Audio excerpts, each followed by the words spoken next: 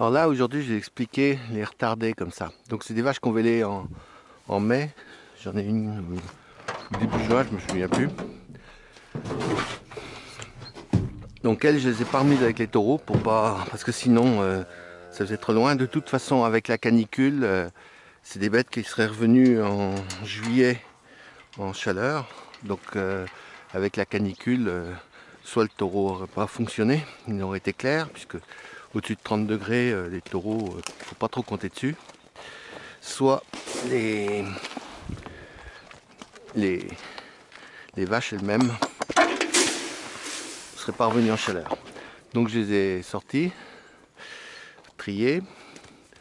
J'ai mis mes petits veaux derrière. C'est joli, hein. Et l'objectif maintenant, c'est de les sortir le plus vite possible parce qu'avec la sécheresse en année normale, c'est des bêtes que je sèvrerai en novembre.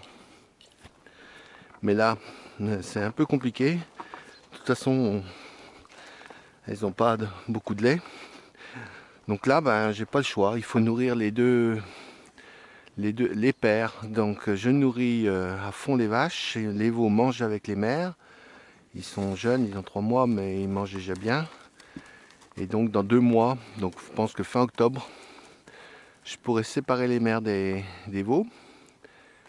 Tu peux manger proprement, t'es filmé.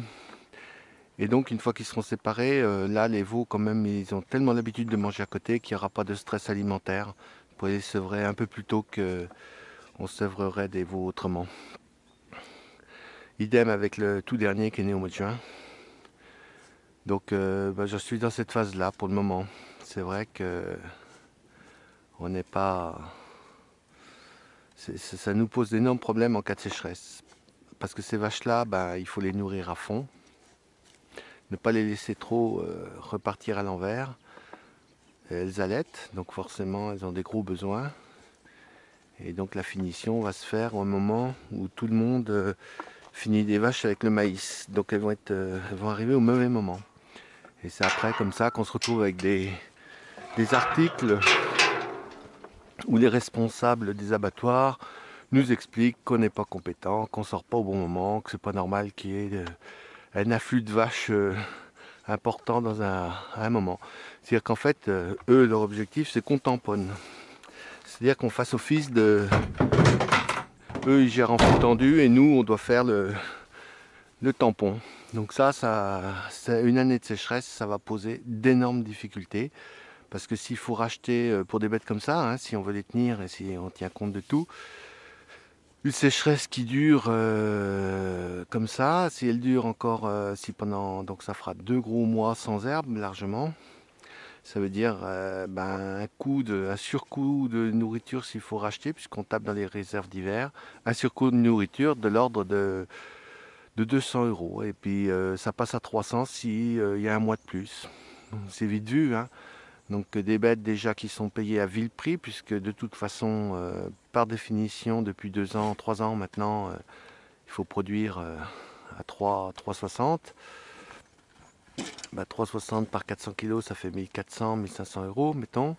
Si on sort, 400 kilos de carcasse, si on doit dépenser déjà qu'avec en vendant comme ça et avec de l'herbe, sans être obligé de racheter, on est à des revenus par personne de l'ordre de 500 euros.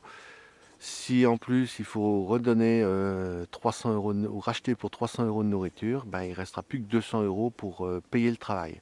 Par mois, hein, j'entends. Un équivalent de 200 euros. Donc on est dans une situation qui va vraiment poser des problèmes dans au moins 30 ou 40% des exploitations s'il faut racheter beaucoup, parce que c'était des exploitations qui étaient déjà dites en difficulté, et là cette fois c'est plus en difficulté, c'est carrément, c'est plus rouge, c'est noir.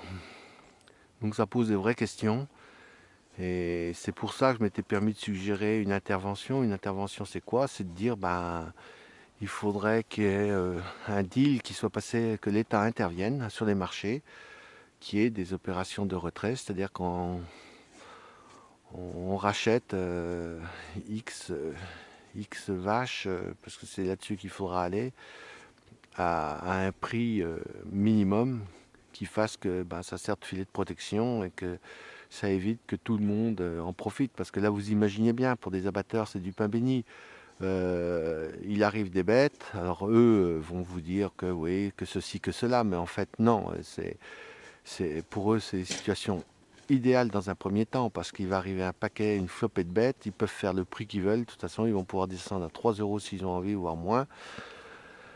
Donc imaginez, hein, si la bête perd encore 20% de sa valeur, c'est-à-dire qu'on passe à 1200, et puis que derrière on ait 300 euros de nourriture à racheter, je vous dis pas, c'est la catastrophe. Mais eux, ils vont racheter à moins cher, et du coup, c'est parfait pour eux parce que, à la limite, ils peuvent même faire du stockage privé. Parce que comme ça, au moment où ça commencera à remonter, ce sera vraiment tout bénef. Sachant que la viande congelée, il suffit de la passer dans la viande hachée, donc c'est-à-dire à peu près ce qui aujourd'hui représente 50 à 60% du marché de la viande. Je parle bien des viandes, hein. Et il passe ça en steak haché, et puis personne voit, tout le monde y voit que du feu. Enfin, je veux dire, puis la viande n'est pas mauvaise, hein. De toute façon, une fois hachée, il n'y a pas de souci, quoi.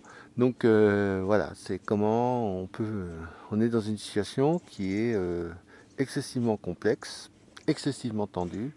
Et c'est vrai que s'il y avait une intervention bien faite, ce serait quand même, ça éviterait quand même de laisser plonger tout l'élevage. Parce qu'après, de toute façon, hein, troisième année, bon, on a eu 2 automnes secs en 2016 et 2017. Là, cette année, on prend une sécheresse d'été particulièrement sévère.